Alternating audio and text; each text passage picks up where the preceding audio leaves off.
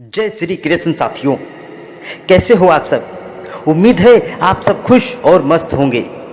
साथियों, हमारे YouTube channel time of mythology में आपका एक बार फिर दिल से स्वागत है। साथियों, हिंदू पुराणों में हर देवी देवता की अलग अलग कहानी का वर्णन मिलता है। इसी प्रकार माता सती के जन्म से जुड़ी एक रोचक कथा का वर्णन भी मिलता है। राजा दक्ष प्रजापति की कई पुत्रियां थीं और सभी रूपवान और गुणवान थीं, लेकिन राजा दक्ष को उनमें संतोष नहीं था। वे चाहते थे कि उनकी एक ऐसी पुत्री हो जो सर्वशक्ति सर्वगुण संपन्न हो।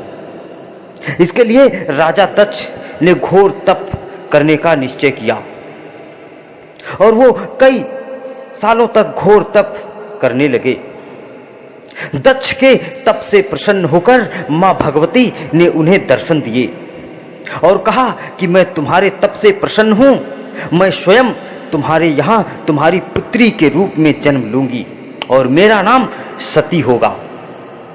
तो साथियों, आइए जानते हैं फिर क्या होता है और क्या है पूरी कहानी। लेकिन साथियों, आगे जानते हैं, लेकिन इससे पहले आप लोगों ने अगर अभी तक हमारे चैनल को सब्सक्राइब नहीं किया है तो अपना थोड़ा सा प्यार और सपोर्ट देते हुए हमारे चैनल को सब्सक्राइब जरूर कर लीजिए और बेल आइकन को भी ऑल सेलेक्ट कर लीजिए ताकि ऐसी ही पौराणिक जानकारियां आप तक आसानी से पहुंचती रहें। धन्यवाद। साथियों, इसके बाद माता भगवती ने सती के रूप में राजा दक्ष के घर में जन्म लिया। माता सती दक्ष की सभी पुत्रियों में अलौकिक थी। बाल्यावस्था से ही उन्होंने अपनी माया दिखानी शुरू कर दी थी, जिसे देखकर दक्ष भी विस्मय में पड़ जाते थे। धीरे धीरे माता सती विवाह के योग्य हो गईं, तो दक्ष को उनके लिए वर की चिंता होने लगी। तो उन्होंने ब्रह्मा जी से परामर्श मांगा। परमपिता ब्रह्मा जी बोले, सती भगवती देवी का अवतार हैं, वे आदि शक्ति हैं और शिव आदि पुरुष, अतः शिव से अतिरिक्त सती के विवाह के लिए कौन उचित होगा। परमपिता ब्रह्मा की आज्ञा मानकर राजा दक्ष ने अपनी पुत्री सती का विवाह भगवान शिव के साथ कर दिया और माता सती कैलाश में भगवान शिव के साथ प्रसन्नता पूर्वक रहने लगती हैं। वहीं एक बार ब्रह्मा जी ने एक देव सभा का आयोजन किया। उस सभा में शंकर जी भी ध्यान लगाए हुए बैठे थे। जब राजा दक्ष वहां पहुंचे तो सभी खड़े होकर उनका अभिवादन किया, परंतु शिव तो ध्यान में थे। उन्होंने ना तो दक्ष को देखा और ना ही खड़े हुए। फलतः दक्ष ने अपमान का अनुभव किया। केवल यही नहीं, उनके हृदय में भगवान शिव के प्रति ईर्ष्या की आग जल उठी और वे भगवान शंकर से बदला लेने के लिए एक समय का इंतजार करने लगे। समय बीतता गया और एक बार राजा दक्ष ने एक विशाल यज्ञ का आयोजन किया। इस यज्ञ में उन्होंने सभी देवी देवताओं और मुनियों को आमंत्रित किया, परंतु शिव से बैर भाव के कारण उन्होंने भगवान शिव को इस यज्ञ में आमंत्रित नहीं किया। जब माता सती को यह बात पता चली तो वे क्रोधित हो गईं। उस समय भगवान शंकर समाधि में थे, अतः वे शिव जी से अनुमति लिए बिना ही शिव के एक गण वीरभद्र को साथ लेकर अपने पिता के घर चल दी।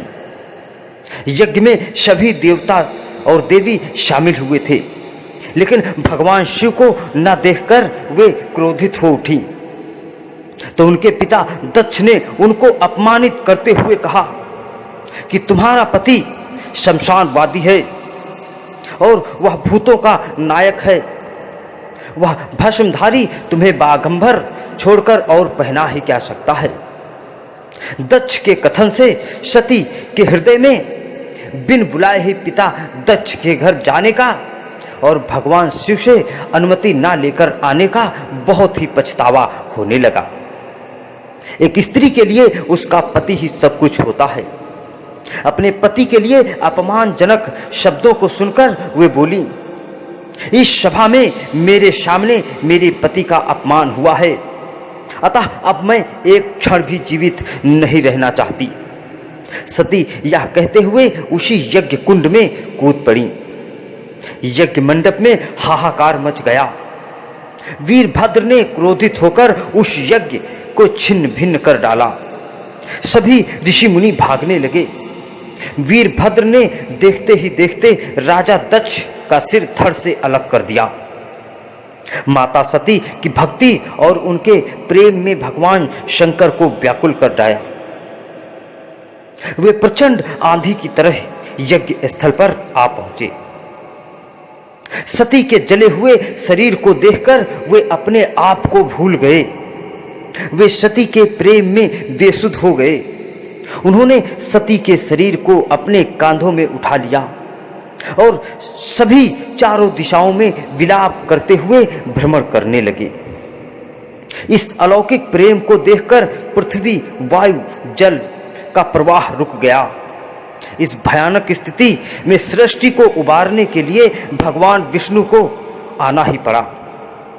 भगवान शिव बेसुध होकर जहां जहां हर दिशा में घूम रहे थे, उसी बेसुधी में विष्णु ने अपने सुदर्शन चक्र से माता सती के मृत शरीर के एक एक अंग को काटने लगे।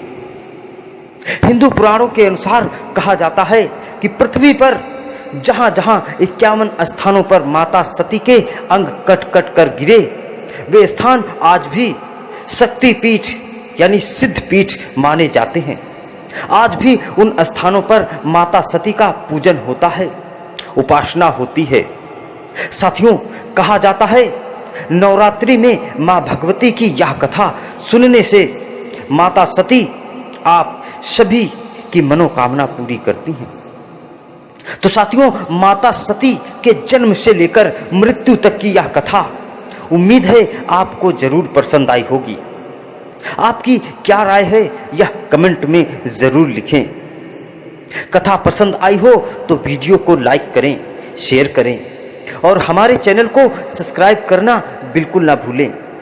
मिलते हैं अगले वीडियो में फिर एक पौराणिक जानकारी के साथ। तब तक के लिए जय श्री कृष्ण।